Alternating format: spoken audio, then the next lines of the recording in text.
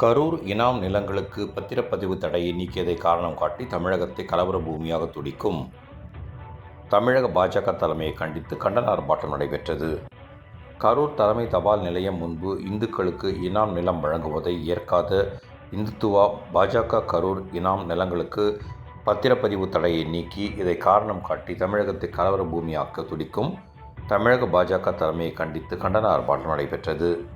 இதில் இந்திய தேசிய காங்கிரஸ், சிபிஐ, சிபிஐஎம், மதிமுக, விசிக கட்சியினர் பலர் கலந்து கொண்டு பாஜக மாநில தலைவர் நயினார் நாகேந்திரனை கண்டித்து கண்டன கோஷங்களை எழுப்பினர்.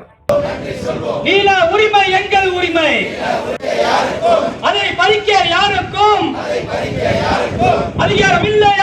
ஆர்ப்பாட்டம், இது ஆர்ப்பாட்டம்.